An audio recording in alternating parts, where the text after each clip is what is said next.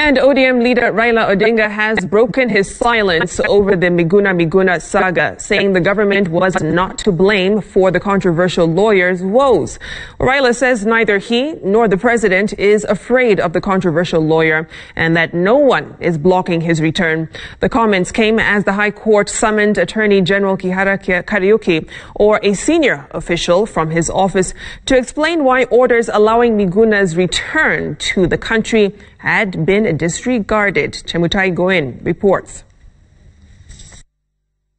As lawyer Miguna Miguna, who is currently in Germany, awaits a decision on the ongoing tussle over his citizenship status, ODM leader Raila Odinga has for the first time addressed the controversial issue, dismissing the assertion that Miguna's woes were orchestrated by the government.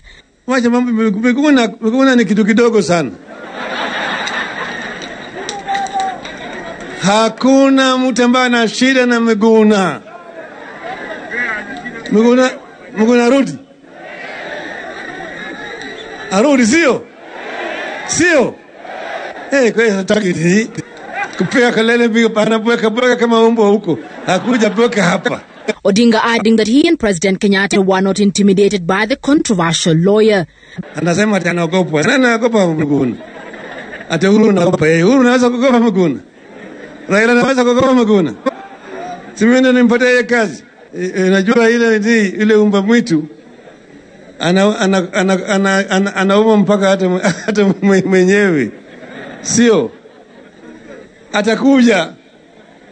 Atakuja aingie kwa ndege aingie hapa. Miguna's lawyers expressed concern over the blatant disregard for court orders and the rule of law, a concern shared by Justice John Mativo. I direct Honorable Attorney General or a senior representative from his office to attend this court to explain why the various court orders issued in this case have not been obeyed. Through lawyer John Haminwa, Miguna filed new prayers, asking the court to compel the government to purchase return tickets for him and at least 2 of his advocates and 2 officers of the Kenya National Human Rights Commission who will accompany him. He's also seeking to have the court direct the government to respect court orders and not demand anything from him. Miguna can use his Canadian passport to access Kenya. We can now facilitate his re-entry from Jomo Kenyatta International Airport. If he wants to apply for a new generation passport, we are willing to reissue him with that passport because his passport expired. We have orders of Justice Kenyatta. They are very clear. Those orders have been reinforced. They have been reinforced by Justice Korea. It makes it very clear that he can enter the country using the ID card. They have made it very clear that he can enter the country unconditionally. Miguna was expected in the country 2 days ago. However, he was ejected from 2 airlines following what he said was an order from the office of the president. The Minister of Internal Security told me that he was in the dark. He did not know what was happening. The president himself made an announcement, a bold announcement, at the burial of Charles Rubia, that Miguna should come back to the country.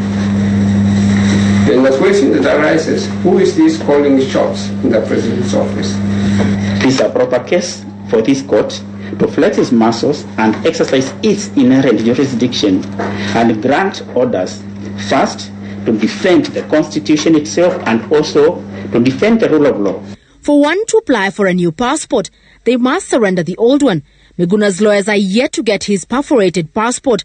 It appears the lawyer is cautious about using his Canadian passport. As the push and pull between the government and lawyer Miguna Miguna escalates, just who will blink first? Will Miguna soften his stance and agree to travel using his Canadian passport? Or will the government just decide to allow him to come into the country using his national identity card and process him at the airport? Chemutai Goin, Citizen TV, Nairobi.